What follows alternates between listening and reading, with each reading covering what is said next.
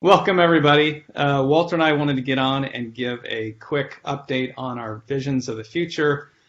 Some of this because we just closed the investment from United, but also because there's some beginning movements in the community that we want to share. So, Paul, and welcome everybody to this talk.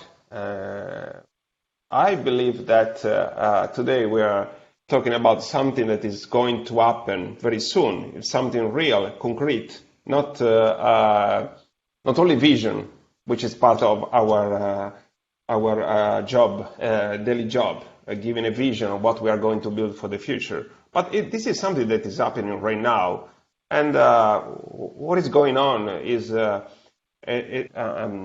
big question for each company. How can I respond faster to the changes? And Paul, we think that the application, the concept of a composable application can give an answer to these changes. What do you think? yeah, and we started this 4 years ago, and then Gartner now is discussing it. So we'll discuss a little bit about Gartner here in a slide coming up. But we were working on this 4 years ago, and you're right. Some of it was because of digital transformation. So we were following Red Hat, what they were doing with Kubernetes, but we had an extra twist. In fact, we were trying to fit on top of the stack they had, which let me get into the first slide. As we were talking about, part of digital transformation is this concept of trying to out-innovate your competition. A lot of enterprises are struggling with their technical debt, where you're spending most of your time and money just maintaining the systems you have, correct? So your systems of record, maybe even your systems of differentiation, and you're trying to do little tweaks, but really to get up into that systems innovation, which gives you that next competitive advantage, that's what people were struggling with. And that was the first goal we were going after, which is how to make it easier to innovate, how to be more adaptive and faster paced, and using the new concepts coming out of DevOps for that. So. Yeah, and Paul, I would say that it was very funny when we started thinking about this, about the future, and when we presented Entando to the customer or partners, people in general, they said, "Oh, are you a DXP?" Well, we are not a DXP, was the answer. We are feature of the DXP. So you are a low code. Well, we are not a low code platform. We have features of low code. We are bringing many. You are a framework. No, well, we use frameworks. We are a platform. We have features. We have capabilities. Help to build application in a different way. Yeah, but there is the operational side that Kubernetes provides, but what was missing in the environment, or in the stack, this new stack, right? We try to talk about the idea of a new stack, cloud native stack, that top layer was missing. So there's lots of stuff. If you remember, Paula, we started with the concept of the UX, talking about user experience, because in the end, people, business people, are driven by the concept of user experience. So everybody access to the most important web portals of the planet.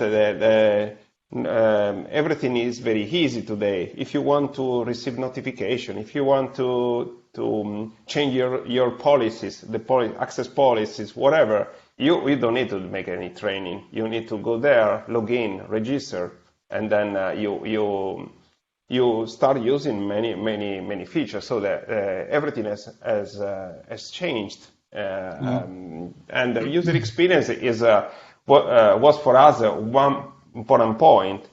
But then talking about this, user experience was the concept of business and business participating to the development cycle in the end. And our challenge was how can we, do you remember, Paul? It was how can we start bringing together business and IT?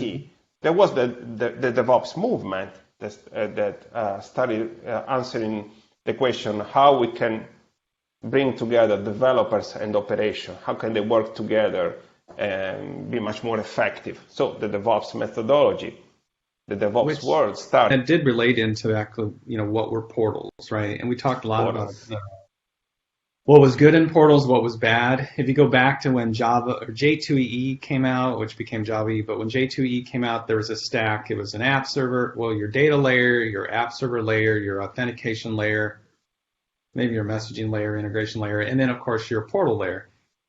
And the mistake they made at that time was everything would go through your one UX layer. So just like the app server was supposed to contain all of your WAR files, all of your EAR files, every application you built would be put into this one massive app server layer, just like all of your data was going to be put in one massive Oracle database layer, and all of your authentication would be in one authentication layer, which maybe now is still a good idea, but all of your UX was going to be in one layer, and we've even seen, later when mobile platforms came out, that it was going to be all of your mobile applications would be in one layer, and it never happened, and part of that was because it was non-standard development, which we'll get into that next slide. It was non-standard development at the UX layer. So the UX developers were like, this is a Java developer telling me how to architect things into a portlet or something. So that failed. But it was also the fact that different projects needed to be built in their own infrastructure. They needed to be flexible. They didn't want to have the inventory control system that was controlled by one department to have to be dependent upon some other department to say when they could make a patch upgrade or some other change, or that they had to pay them money to use the app server located over there or the portal server located over there. Even integration today is dealing with that issue, where if you think of the standard integration out technology in ESB, so you have a central service bus and maybe even a ICC, an Integration Competency Center. So if you want to build an integration, you got to go talk to them, and then they'll map it out for you. And people don't like that, so that's why Camel kind of came about, is the ability of this more distributed architecture. So that led into this picture, which we love this picture because we use it with a lot of customers. Yeah. I don't know if you want to discuss it. You want to go over this? Well, I think this picture can show very quickly what happened with the concept of modularity starting from the 70s, when we were building application as monoliths. And by the way, there are many monoliths today running. So then in the 2000 we started with the concept of tiers, and we all know the history. The concept of DevOps that came raised up, and microservices now is the way we build application, but we have the same issue in the front end part, which is still monolithic. So Martin Fowler, who was the guy that talked about microservices and studied also with the concept of micro front end. And today, if we think to build application in a modular way, we need to consider the fact that micro front-end and microservices are part of the architecture we need to use. But what this all showed is that enterprises have been, over time, progressing towards really having modular services, both in the architectural layers as well as how they architect and build the product itself. And so that led into what you and I were looking at too about 3 or 4 years ago. As we started looking at what Red Hat was doing, we looked at this. And I think this all progresses down to what? It's the idea that even at your runtime, you were going to start architecting things for the cloud. So it wasn't just trying to get into more modular architectures. We were also trying to move stuff up into the cloud, right? So you're moving from an app server, JBoss, or, WebSphere, WebLogic, but or even TomTom. You're trying to get out of that concept and move to, fat jars of Spring. And Spring overall has just a beautiful developer experience for Java developers. Great tutorials, great learning, great getting started. Start.spring.io, things like that were great. But the fat jar on Linux, on VMware, in the cloud was really the choice there for a while. But then what happened when Google released Kubernetes was this move, right? So everybody started looking at Linux container or Docker containers, which became Linux containers. Yeah, exactly. But then they had the option of doing JBoss on Kubernetes or fat jars on Kubernetes or now Quarkus.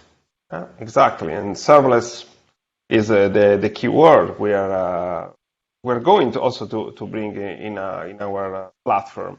So having the opportunity to build application using even different approaches, I believe it is important. Flexibility is important when you build application. You need to think about components, think about reusability, think about velocity when you are building application. How to build the application faster in the enterprise, which is not easy when you have to integrate to legacy systems or you have to digitalize your process. But let's remember that now with digital transformation, you have to move very fast and you need a way to make changes rapidly. And so that helps to lower cost. So really the direction in here is, automating IT, that's at the top. Lowering their runtime costs because the cloud is getting expensive and it's going to get more expensive.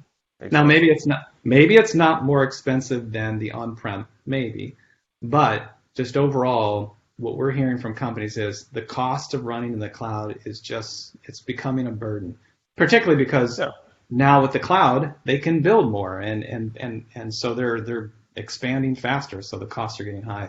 But serverless is going to really help hold down those costs. And of course, being able to use your Java skills for the backend is important. But that led into you and I then talked about why is Kubernetes important? Our technology, so Entando's focus is to go to help companies that have already decided to do Kubernetes, right? We don't want to sell Kubernetes to customers, right? That's not our goal. No. We want our goal. Yeah, if they've already chosen it. And again, why did they choose it? They chose it because they wanted the automation. If you're starting to build modular backend, maybe they haven't done modular frontend yet, which is what we're proposing, using those micro frontends. But they got modular backends. They've got maybe thousands to maybe more. Who knows? Maybe some of these companies will have millions of containers one day, and you just physically cannot manage those from a human perspective. So you've got Kubernetes to automate, and that's what the picture is trying to show on the right. Those are all little containers. The blue containers are just, hey, there's a container that needs to be scaled up. It's getting too much load. So Kubernetes can help you to scale that. Or Kubernetes identifies there's containers that have died, so it can restart those containers. Or maybe you've got a patch. There's a security patch that comes out, so you can build a new container that includes that patch and then use Kubernetes and pipelines to just distribute it out to all of the applications that need it. So Kubernetes is very important.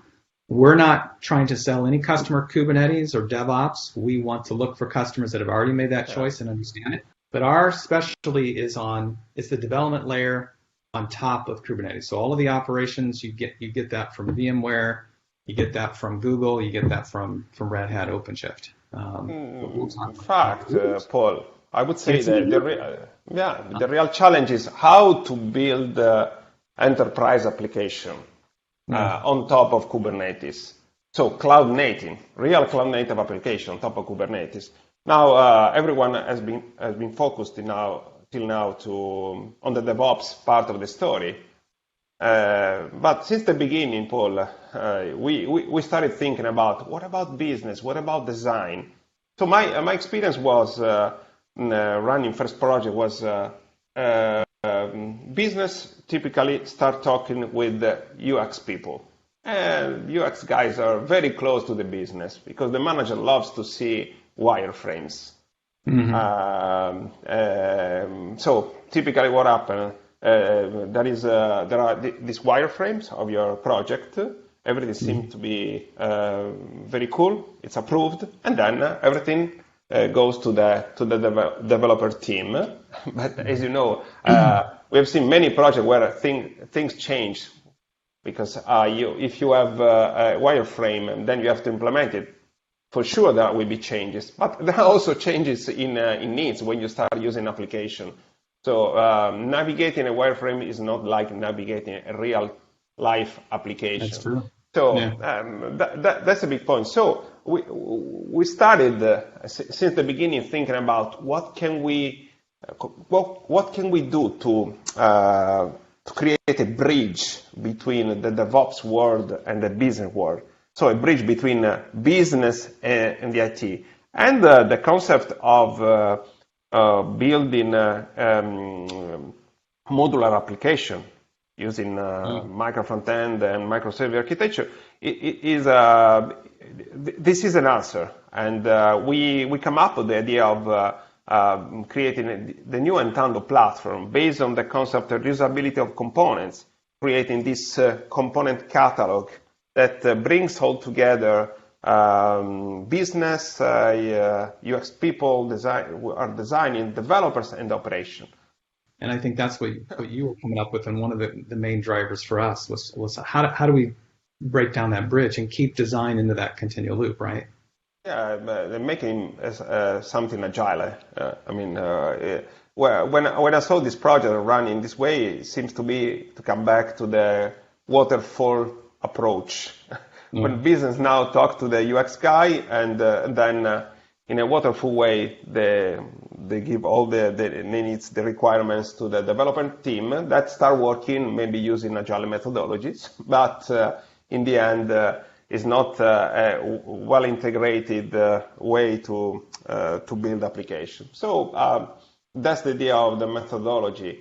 We want to bring a business, design, ops, and dev working all together in order to rapidly adapt the business capabilities that they are building to the market changes. Constant innovation. Now, do you remember yes. we were going to kind of call this design ops? Design ops, yeah. You want to talk about that? And then we found out what? It's not design ops. This is the evolution of the concept. We started a couple of years ago, and the four-leaf clover. Yeah.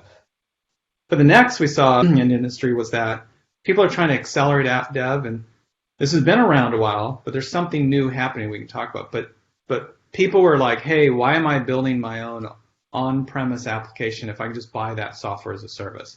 So tons of investment went into software as a service. But as we found, software as a service, very fast to set up, but it's mostly a pre-built service. And while maybe they give some customization, it's not very much. So the low-code, no-code platforms popped up. And they're very good. They're kind of, I always use the term, they're like Microsoft-y, right? Microsoft always was really good at building a UX where you just click, click, click, click, click, and you did something. So low-code was really following that, which is, Microsoft perfected 30 years ago. Whatever. But they still are not fully customizable. And if you do have to customize, it's non-standard. It's completely, you've got to go learn that code. Maybe you have to outsource it. If you think of using to build a website, hey, a lot of cool drag and drop. Now you want to go code? Okay. Now it's much more complex. And now we're thinking of it's more than if I just built it from scratch. There's kind of a level where you can use low code, but if you have to customize up to here, you should have just started from scratch and gotten solid developers that know how to build from scratch. Yeah, so exactly. The new one that it's coming out is the idea of templates, which, granted, templates have been around a long time. There's big companies. There's a great company for tons of services and domain experts around certain solutions. Granted, so they're not talking the way we're talking about micro front ends, microservices in Linux containers on Kubernetes, right? They're not talking that way. No. So that's where this idea of composable business came out, and that's what Gartner is their new category, right, Walter? And that's what we're really focusing on. So there was a moment when all these new code platforms were coming, and that people said, "Oh, maybe I don't need developers anymore." Yeah. But there are many projects where you need a high level of customization, and you need an answer. How can I build in a faster way applications cloud native application on top of Kubernetes. There is an answer to this. It's a different way to build application. So you're using all the technologies we were mentioning and the modern architecture, but in the end is a different set of mind because you are going to build components. So start thinking about components. Start thinking about components that are reusable across many applications in your company. And you are thinking about components that can be assembled, packaged into business capabilities that you can reuse across many projects. Now, how can you be effective and save time and money when you are in an environment where you need a high level of customization? So, take from a catalog.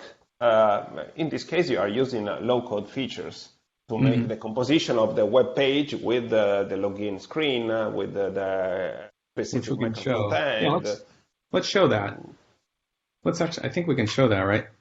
Let's see. I think it's the next slide. Oh, not yet. Okay, go ahead and finish it. And then I think it's after the slide where we're going to show how you compose. That is the opportunity to compose. So this is the way we have been thinking. I've been designing the platform since the beginning. So a sort of component generator. You need to build components. You have the component generator. Then you need to take these components and store them in a component repository, what we call the component repository, which is what Gartner defines the component catalog in the end. And where you store what? You store components. Components can be many things, starting from the template till we go through a micro front end or a microservice or a connector to a third-party system. Can be many things. But then you assemble these components to build the application. We have this low-code environment called the app builder that helps you to compose the application. And then let's go to the cloud. Let's go to the Kubernetes environment where you have a lightweight app engine that is scalable. You can install it. It can run simple, easy. Let's show them these slides. The next three, it's the build, assemble, whatever. But do you want to explain this one, Walter? Yes. So first of all, when we have built the new platform, the Entando platform, our objective was let's give developers the freedom to use the technologies that they like. So we don't want to put any constraint. We want people work today on Angular, React, Vue. Tomorrow there will be a new front-end framework because the front-end technology can change rapidly. We all know it. Now, so if you're building a business capability that should be stored in your catalog, how can you do it? So, for example, think about the login process or the registration when you have to register to a portal, for example, and you have to put information, your name, user page, the password, and so on. There is a process. There will be an email sent, and then you answer back, you log in, and then you have your user password. So there are many steps of this process. And you can think about this using an architecture based on micro front-end and microservices. And maybe you are going to connect to your identity manager.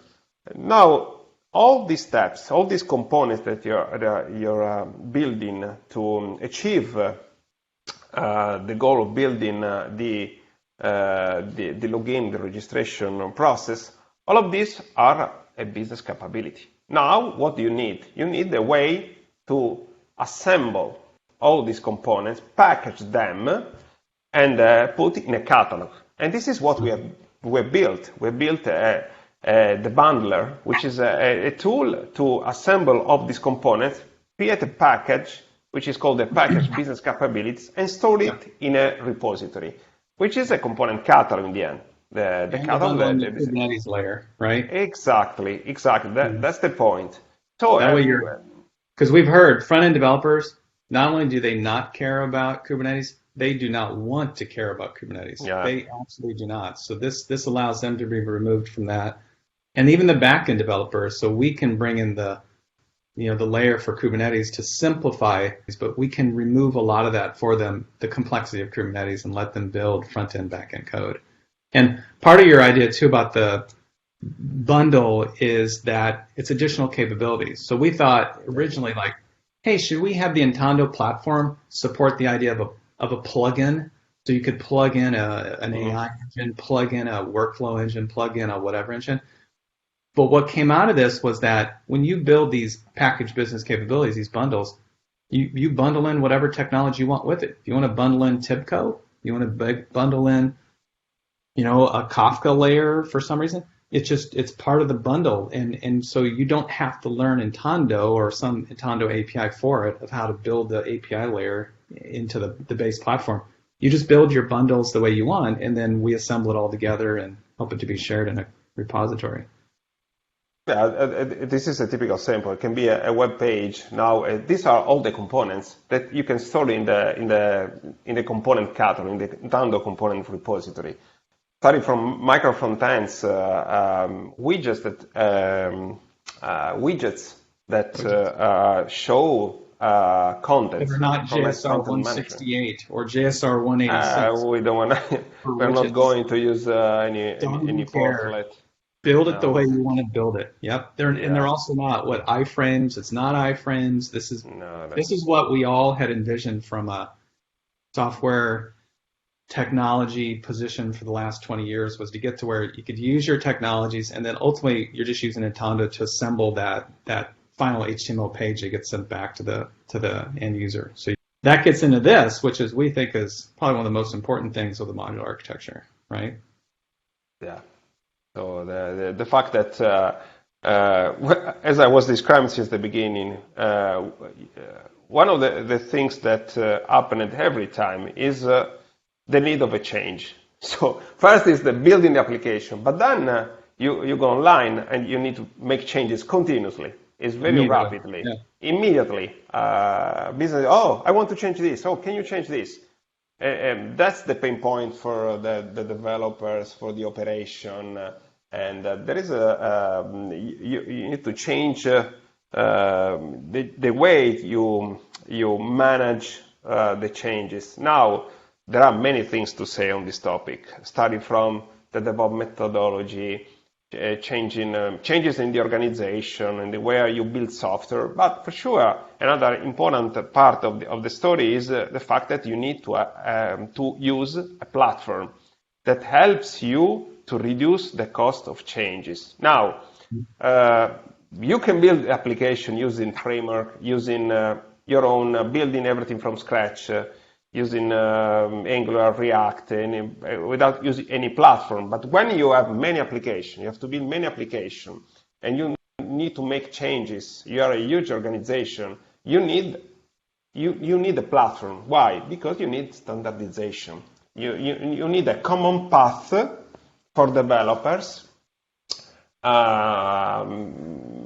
that can help them through these best practices and pattern to be much more effective, make changes rapidly. You need to change even people of the team. We all see that developers continuously change companies, so you need to introduce junior people. That's a good point. That's really important. One of the issues is you lose competencies in your team, and if you are using a platform that allow you to be flexible, that use standards because it's important, and a platform that doesn't tie you too much, doesn't give you constraints, but give you a path, but the freedom to use your technologies, the technologies that where you have the knowledge in that specific moment. I think Dale asked us to wrap up at 30 minutes, so I think we went over. But any last thoughts on this? Because I do need you and I to go over and do the all hands present now. So. Yes. Oh my God.